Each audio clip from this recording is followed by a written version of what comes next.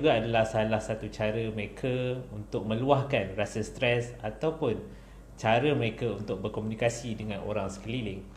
Kebiasaan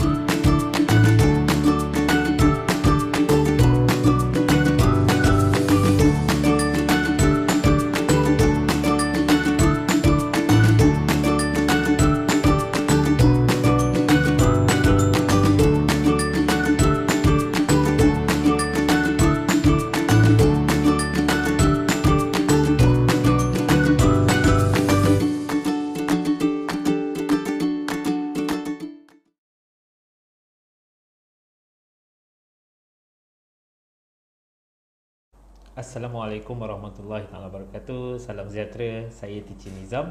InsyaAllah hari ini saya nak share tips berkaitan dengan anak tantrum dan macam mana untuk kita sebagai ibu ayah dan guru-guru boleh bina tingkah laku yang positif dalam kalangan diri anak-anak.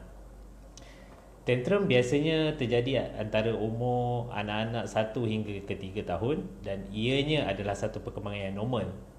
Dan ianya juga adalah salah satu cara mereka untuk meluahkan rasa stres ataupun cara mereka untuk berkomunikasi dengan orang sekeliling. Kebiasaannya anak-anak tantrum ataupun mengamuk disebabkan mereka nak akses terhadap sesuatu benda yang mereka nak sangat. Contohnya mereka nak bermain gadget, mereka nak mainan, ataupun mereka nak coklat, benda-benda manis pada waktu tu juga, dan keinginan mereka tak dipenuhi, maka mereka akan mengamuk. So apa yang parents boleh buat adalah tips yang pertama, jangan terus kata no atau jangan terus halang. Bila anda kata no, anak bukan hanya tantrum atau mengamuk disebabkan mereka tak dapat satu benda tu, tapi sebab mereka nak kata yes. Waktu fasa bawah 5 tahun terutamanya, ini adalah waktu ego mereka. Okay? Mereka rasa bahawa apa jua yang mereka nak, mereka mesti dapat.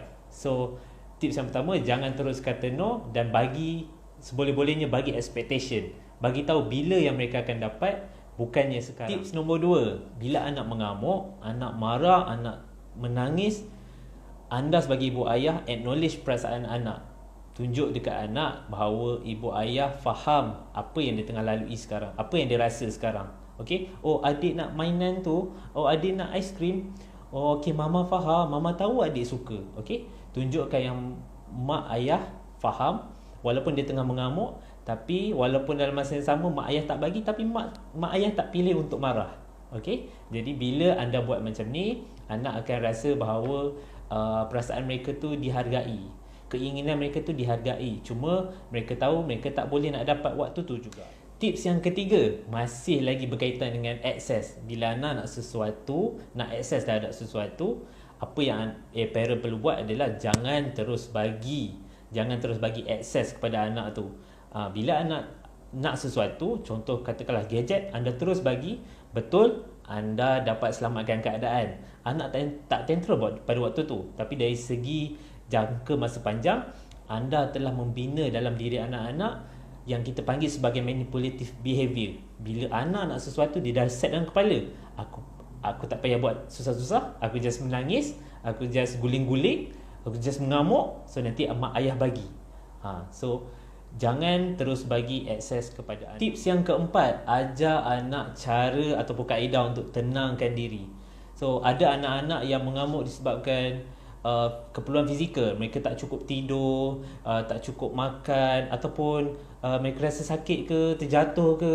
Okey, ajarkan anak macam mana nak tenangkan diri. Contoh yang boleh buat adalah tarik nafas ataupun kira 1 sampai 10. Dan kalau anak rasa geram, cakap dengan anak, adik rasa geram, marah, adik cuba picit toys ni, bagi dia squishy toys, benda toys yang lembut-lembut tu. So bagi tahu anak bahawa it's okay untuk marah, tapi gunakan kaedah ataupun cara yang betul untuk lepaskan geram. Sebab dalam pengalaman saya, ada anak yang lepaskan geram yang sampai gigit ataupun cakar tangan mak ayah dia, dan mak ayah buat tak tahu je. So ini adalah satu benda yang tak berapa sihat dan memberi kesan yang pada jangka masa panjang. Tips yang kelima, bila anak tantrum sebabkan bergaduh kemudian nakkan perhatian anda. Contohnya dia bergaduh dengan adik-beradik ke, atau contoh dia okey, tapi sebabkan dia nak perhatian tu, dia gunakan cara yang salah ataupun gunakan cara tantrum, mungkin disebabkan pengaruh kartun dan sebagainya. Jadi apa yang anda boleh buat waktu ni, anda boleh apply kaedah ignore ataupun hiraukan anak buat sementara waktu. Waktu ni anda boleh apply 3 benda, iaitu jangan sentuh, jangan tegur dan jangan bagi eye contact. Okey, tapi pastikan bila anda apply strategi ni, pastikan keadaan sekeliling selamat, pastikan dia tak cederakan diri dan ataupun cederakan adik dia. Okey. So, bila keadaan dah sedikit reda, anda dah buat tak tahu kan, kalau anak tu datang sendiri ataupun anak tak datang, anda boleh bagi tahu dengan tegas bahawa apa yang anak buat tadi tu adalah suatu benda yang ibu ayah tak suka. Okey? So bagi tahu dengan tegas, kalau anak menangis, pujuk, tapi pastikan anda tegas bagi tahu, ingatkan, dan bila anak buat behavior yang positif, tunjukkan behavior yang baik, lepas anda ingatkan, pastikan anda reward dan puji. Yang keenam adalah create boundary. So ibu ayah pastikan bagi tahu dengan jelas apa yang anak boleh buat, apa yang anak tak boleh buat, bila boleh main, bila tak boleh main. Katakan anak nak akses, nak gadget, bagi tahu berapa lama dia boleh main, berapa video dia boleh tengok, bagi tahu dengan jelas, bagi expectation. So tapi pastikan anda konsisten dan tegas dengan rules ataupun peraturan yang anda bina sendiri. Sebab kalau tak, ia akan backfire anda.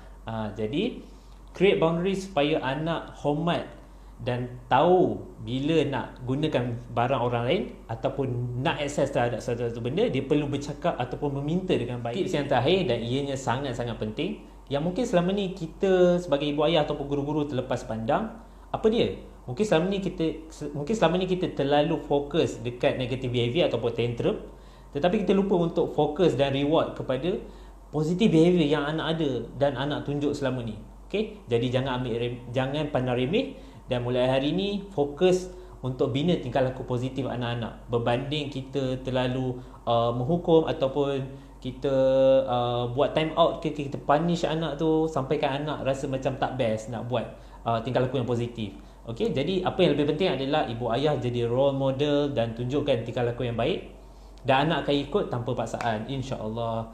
Jadi mudah-mudahan dengan tips yang saya bagi ni mudah-mudahan bermanfaat dan ibu ayah dapat amalkan, insya-Allah. Assalamualaikum, sehingga bertemu lagi.